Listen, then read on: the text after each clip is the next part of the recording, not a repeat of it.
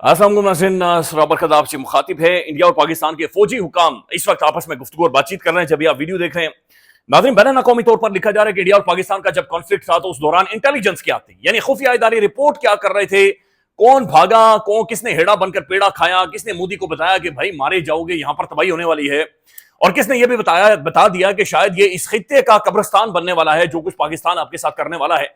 ये बाकायदा से बैन अक़वामी मीडिया में रिपोर्ट हो रहा है। ये सारी सूरत आपके सामने रखते हैं। लेकिन नाज़रीन, इस सारी सूरत के अंदर एक बात बड़ी क्लियर हो गई है कि ये जो हालिया झड़प हुई है, ये जंग हुई है, ये नरेंद्र मोदी के सर में जाकर सट बजी है, यानी मोदी के सर में जाकर लगी है। और जब सर में लगती है, यानी सर में लगना बहुत सख्त लगना होता है। यानी आप देखें ना, किसी का कोई झगड़ा हो जाए, कोई बिल्डिंग गिर जाए, कोई गाड़ी का एक्सीडेंट हो जाए, तो हमेशा एक ही बात कही जाती है कि सर बचाई, यानी अपना सर बचाई। आपके ऊपर अभी भी कोई चीज गिरे तो आप पहले अपना सर बचाएंगे कि सर में जाकर ना लगे। सर एक इंतहाई सेंसिटिव हिस्सा होता है, तो मोदी के सर में जाकर ये सट बजी है। ये जो जंग थी, झड़प थी, ये मोदी के सर में सट बज गई है। और उसके बाद इंडिया के अंदर इस वक्त टॉप ट्रेंड जो चल रहा है, इंडिया के अंदर टॉप ट्रेंड चल रहा है सरेंडर मोदी।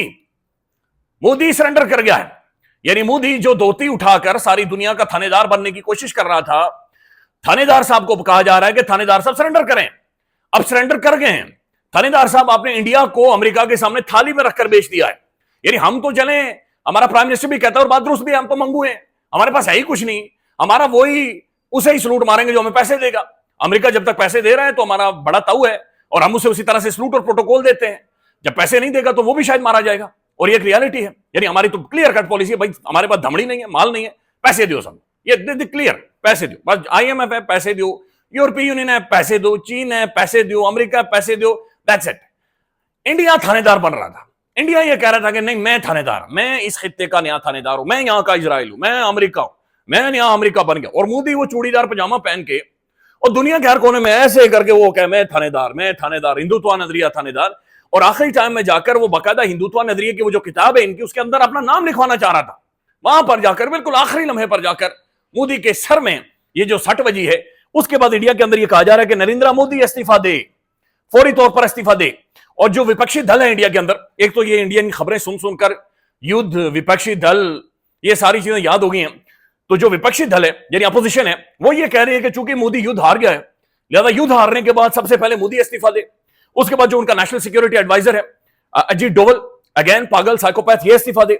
जयशंकर राव 40 सालों का डिप्लोमेटिक कैरियर, सफारतकारी में कोई तोप है, किताबें इसके ऊपर लिखी जाएंगी, बहुत बड़ा दिमाग है, इतना बड़ा दिमाग है कि जनाब बहुत ही कोई बड़ा दिमाग है। उसे कहा जा रहा है कि सबसे पहले तू इस्तीफा दे, तू इस्तीफा दे। यानी कि युद्ध जारी है, युद्ध के बीच में जंग जारी है, उसके बीच में कैसे IMF ने पाकिस्तान को किस दी, कैसे IMF ने पाकिस्तान को धमड़ी दी, ये इंडिया के अंदर सबसे बड़ा सवाल है कि कैसे। और IMF का जो एग्जीक्यूटिव बोर्ड है उसके अंदर मेरे ख्याल में 23 या 25 मेंबर्स हैं, और 23 या 25 वो वाले मेंबर्स हैं जो सारे इंडिया के साथ लवी डवी यानी रोमांस करते रहे, इंडिया से पैसे लेते रहे, फलानी चीजें करते रहे।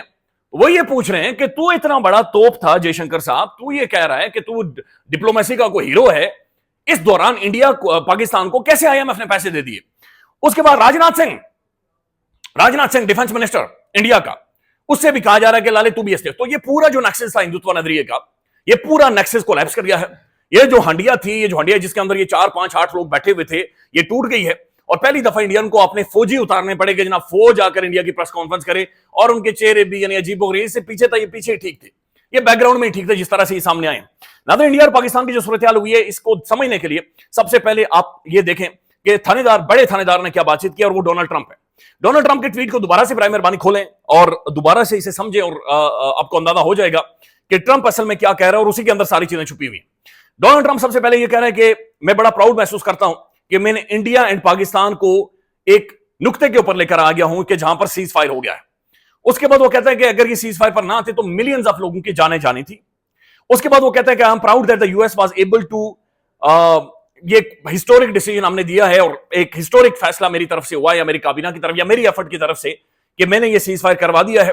फिर उसने कहा कि मैं कश्मीर का मसला भी हल करवाऊंगा। अब 3-4 चीजें जो कि इस ट्वीट के अंदर समझने की जरूरत है।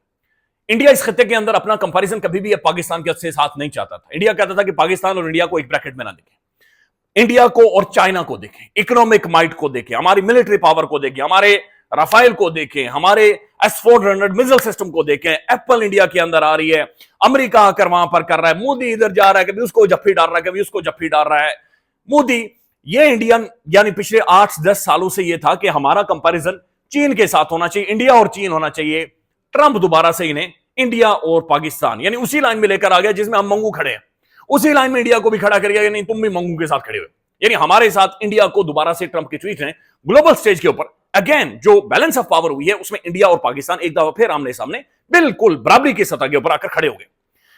उसके बाद नाज़रीन डोनाल्ड ट्रंप ने जो कहा, उसने कहा कि मिलियंस ऑफ लोगों की जिंदगी खतरे में थी। अब जो मिलियंस ऑफ लोग ये कह रहा है, इसका मतलब यह कि एक एटमी जंग होने वाली थी, एक न्यूक्लियर वॉर होने वाली थी, और इस सारी जंग के दौरान कौन सा वाहिद मुल्क है जो बार बार यह कहता रहा कि यह न्यूक्लियर वॉर की तरफ जाने वाली है? कौन सा मुल्क है जिसने अपने कमांड एंड कंट्रोल सेंटर को बुलाया, जो कि बाकायदा न्यूक्लियर आर्सेनल्स को, न्यूक्लियर जो एसेट्स हैं उनका कंट्रोल उनके पास है, वो पाकिस्तान है। सो ट्रंप ने पाकिस्तानी आर्गुमेंट को बाय किया कि शायद ये ज्यादा एस्केलेट हो गया तो ये बात एटमी जंग तक जा सकती है। हालांकि इंडिया के अंदर वाकईतन इसके ऊपर बहस हो रही है कि हमने तो एटमी वॉर की बात ही नहीं की थी, हम तो फलाने से मार सकते थे, फलाने से हम तो युद्ध लड़ना चाहते थे, लेकिन युद्ध से पहले उसने कहा कि ना उसने कोई और काम। तो अगेन डोनाल्ड ट्रंप ने पाकिस्तानी आर्गुमेंट को बाय किया। लेकिन तीसरी चीज जो सामने आई है कि मोदी ने जो अपने आप को साबित किया था, वो एक ग्लोबल लीडर के तौर पर वो अपने आप को इमर्ज करवा रहा था, यानी दुनिया के फैसले मोदी कह रहा था कि दुनिया में जो कुछ भी होता है मुझसे मशवरा लेते हैं, मुझसे मशवरा लिया जाता है, मुझे बिठाया जाता है, मुझसे पूछा जाता है। तो वो ग्लोबल लीडर वाला जो इमेज था वो बर्बाद होकर रह गया, क्योंकि at the end of the day ना यूरोप आपके साथ खड़ा हुआ, रशिया को आपने बेइज्जत करवा दिया, फ्रांस के जो हथियार है वो आपने मलिया मेट करवा दिए, इजराइल का ड्रोन वो अभी तक यानी OLX के ऊपर पाकिस्तानी वो ड्रोन के टुकड़े बेच रहे हैं, उसके जो पुर्जे OLX के ऊपर बेच रहे हैं, लिटरली वो हाल किया इजरायली ड्रोन्स का। फिर जो सबसे बड़ा चौधरी था अमेरिका, वो उसकी अलग से चीखें नहीं कर रही। तो जो ग्लोबल लीडर वाला एक इमेज था नरेंद्र मोदी का, वो भी सारी सूरत के अंदर बर्बाद हुआ है। चौथी चीज जो सबसे अहम तरीन हुई है कि कश्मीर, जिसके ऊपर इंडिया ये कह रहा था कि आर्टिकल 370 एब्रोगेट करके खत्म करके हमने कश्मीर अपना हिस्सा बना लिया है, अब वो अगेन इंटरनेशनलाइज हो गया है, अगेन वो दुनिया का सबसे बड़ा नुक्ता बन गया डोनाल्ड ट्रंप की स्टेटमेंट के बाद। यानी कि कश्मीर एक बैनुल-अक़वामी फ्लैश पॉइंट, एक इशू दोबारा से इमर्ज हो गया। कश्मीर इंडिया और पाकिस्तान की डोमेन से निकलकर, जो पाकिस्तान हमेशा से ये आर्गुमेंट कर रहा था, या पाकिस्तान की जो दलील थी, या पाकिस्तान जिस चीज को काउंटर कर रहा था कि ये हमारा सिर्फ दो ममालिक का मसला नहीं है, या शिमला एग्रीमेंट के बाद जो पाकिस्तान और खासतौर पर इंडिया ने और जो कोशिश की थी कि इसे एक इंटरनल इशू बनाया जाए दोनों ममालिक का, वो एक ग्लोबल स्टेज पर आ गया है, इमर्ज हो गया है। लिहाजा ये जो सट थी, इसने कश्मीर को एक इंटरनेशनलाइज करवा दिया है, जो कि सारी चीजें सामने आई हैं। नाज़रीन, चौथी चीज जो इस सारे वाकये के अंदर हुई है कि इंडियन मीडिया खुलकर एक्सपोज हुआ है और इंडियन मीडिया मुकम्मल तौर पर फारिग हो गया है। अब नाज़रीन, DGMOs director general military operations India और पाकिस्तान की इस वक्त मीटिंग जारी है। इस वक्त अभी की खबरें आ रही हैं राइट नाउ कि उनकी मुलाकात हो रही है। मुलाकात से मुराद है कन्वर्सेशन हो रही है, बातचीत हो रही है। अब यहां पर ज़ाहिर बातचीत सीज फायर के हवाले से होगी, क्योंकि इसका जो भी सोल्यूशन निकलेगा वो पॉलिटिकल की आदत निकालेगी, और पॉलिटिकल चेहरा पाकिस्तान के अंदर क्या है या नहीं है क्वेश्चन मार्क है, लेकिन इंडिया के अंदर सियासी चेहरा खत्म हो गया। इंडिया के अंदर मोदी अपनी क्रेडिबिलिटी बतौर पॉलिटिशियन, बतौर लीडर खत्म कर गया। लिहाजा इंडिया के अंदर से मोदी के हवाले से बहुत सारे सवाल खड़े हो रहे हैं कि आप युद्ध हार गए और युद्ध हारने के बाद आपको रिजाइन करना चाहिए, तो कि इस युद्ध में मजीद जो बाकी चीजें आप कंटिन्यू नहीं कर सकते। अब मोदी को एक फेस सेविंग भी चाहिए, तो क्या फेस सेविंग करने के लिए मोदी को सीज फायर सूट करता है? क्या ये सीज फायर अभी जाकर मोदी को इन हालात के अंदर सूट करेगा कि जहां पर वो बिल्कुल बर्बाद हो जाए, जहां पर बिल्कुल खत्म हो जाए, जहां पर बिल्कुल कोलैप्स कर जाए? ये सवाल भी अपनी जगह पर मौजूद है। नाज़रीन, एक खबर है, बल्कि कुछ एक इंडियन मीडिया क्या रिपोर्ट कर रहा है, मैं पहले वो आपको सुना दूं, फिर अमेरिकन इंटेलिजेंस क्या थी सुने। कि जो भारत की एनालाइज कर लिया कि जो भारत की एयर डोमिनेंस थी, यानी कि जो एयर सुप्रीमेसी थी, वो खत्म हो गई। अब मैं दर्शकों के लिए इस समय हमारे साथ हजारों व्यूअर्स इस समय पब्लिक इंडिया पर जुड़े हुए हैं, मैं ये सिर्फ लोगों के लिए बताना चाह रही हूँ कि we are quoting a story from Telegraph. ये टेलीग्राफ की हुई स्टोरी है, जिसमें मेम्फिस बाकर की स्टोरी है। Memphis Barker is a correspondent who's done this story, is a senior foreign correspondent, और ये उनका कहना है कि J-10Cs, PL-15s मिलाकर चाइना और पाकिस्तान ने एक ऐसा इनविजिबल नेटवर्क बनाया है जिसकी वजह से हमारे पायलट्स ट्रैप हो गए। अब ये इंडियन मीडिया रिपोर्ट कर रहा है, यानी ये जो मोदी के सर में सट वजी है, ये गोदी मीडिया के सर में भी जाकर वजी। वही मीडिया जो मोदी से पैसे लेकर खाता था, मोदी ने चैनल्स खरीदे होते थे, कल तक तारीफें कर रहा था, जब उनकी अपनी धोती उतरी है तो ये पूरा मीडिया इंडिया का मोदी के खिलाफ हो गया। वो कहता मोदी रिजाइन कर गया, तो बिल्कुल यानी तूने इज्जत छोड़ी नहीं है। आज दुनिया भर में जो भी इंडियन है वो शर्मिंदा है, आज उसका सर झुका हुआ है, क्योंकि क्लेम ये किया जा रहा था कि पाकिस्तान फारिग हो गया है, पाकिस्तान आपस में लड़े हुए हैं, एस्टेब्लिशमेंट से बहुत सारे सवाल कर रहे हैं, इख्तिलाफात हैं, लिहाजा हम मार सकते हैं, ये मुल्क कर्जे ले रहा है, कर्जों पर चल रहा है, इसकी इकोनॉमी कोलैप्स कर गई है, बर्बाद हो गई है, लिहाजा मोदी जी ये सही टाइम है कि पाकिस्तान में घुस जाओ। अब वैसा नहीं है। पाकिस्तान की जो एयर डोमिनेंस है उसके बारे में दुनिया, अब ये मैं सिर्फ आपके सामने खबर रख देता हूं, अब आप अंदाजा लगाएं, ये जे.डी. विंस वही है जो इंडिया के अंदर मौजूद था जिस दिन पहलगाम वाकया हुआ, और ये इंडिया के बिल्कुल, ये इसी ने स्टेटमेंट दी थी कि हमारा जी इस जंग से कोई ताल्लुक नहीं है। ये CNN रिपोर्ट कर रहा है।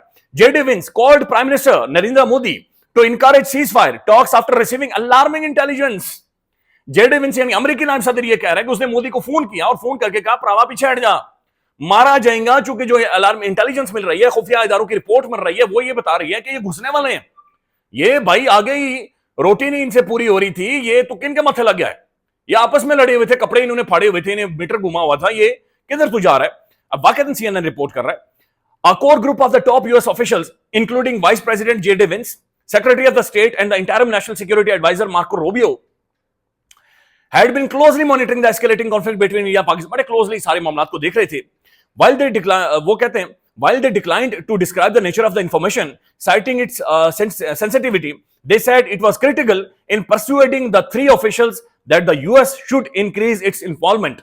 यानी उन्हें इंटेलिजेंस मिली और उसके बाद उन्हें यह महसूस हुआ कि उन्हें अपनी जो इन्वॉल्वमेंट है उसे बढ़ाना पड़ेगा ताकि इस कॉन्फ्लिक्ट को, इस जंग को किसी तरह से रुकवाया जाए। जे.डी. विंस, अमेरिकन नायब सदर, himself call prime minister Narendra Modi, उसने खुद मोदी को कॉल की, उसने कहा पीछे हो लाले, ये किस तरफ जा रहा है। The vice president briefed president Trump, पे जे.डी. विंस ट्रंप के पास गया और उस ट्रंप को जाकर उसने कहा कि भाई मेहरबानी मोदी से बात करो यार, ये बंदा किस चक्कर में पड़ा हुआ है। Making clear to the Indian prime minister that the White House believed, कि व्हाइट हाउस बिलीव कर रहा है, यकीन रख रहा है, there was a high probability for dramatic escalation as the conflict went into the weekend. उसे कहा गया कि अगर ये वीकेंड तक ये कॉन्फ्लिक्ट जाता है तो व्हाइट हाउस को ये इंटेलिजेंस मिल रही है कि बहुत ज्यादा मुमकिनात है, प्रोबेबिलिटी है कि ये फिर यहां से चीजें वापस नहीं होंगी और डी एस्केलेशन का रास्ता खत्म हो जाएगा। The behind the scene details of the US involvement have not previously been reported. इससे पहले American behind the scene involvement वो कह रहे हैं, CNN कह रहे हैं, रिपोर्ट नहीं हुई थी।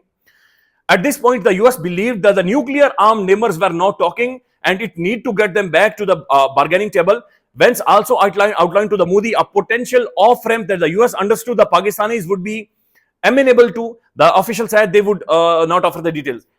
उसके बाद ये कह रहे हैं कि रूबियो ने जनाब उधर भी कॉल की, इधर भी कॉल की, और बड़ी मुश्किल से अमेरिका ने बीच में घुसकर बचाव करवाया है और मोदी को ये बताया कि भाई तू मिसअंडरस्टैंड कर गया है, तू किसी और कोई ख्वाब देख रहा था, तू असल में चूड़ीदार पजामा पहनकर तूने सोचा था कि ऐसा हो जाएगा, लेकिन ऐसा नहीं हुआ, ये कहानी खराब है, लिहाजा पीछे हट जा। नाज़रीन, पाकिस्तानी एस्टेब्लिशमेंट से पाकिस्तान के सोशल मीडिया पर जो बड़े बड़े साफी हैं, बहुत बड़ी बड़ी आवाजें हैं, बड़े मोतबर लोग हैं, जो दिमाग रखते हैं, वो दरखास्त ये कर रहे हैं कि पॉलिटिक्स से बाहर रहे, आपका रुतबा बहुत बड़ा है, आपका मुकाम बहुत बड़ा है, बराए मेहरबानी इन सारी चीजों से बाहर रहें। ख्याल रखिएगा, अपडेट करेंगे। अल्लाह हाफिज।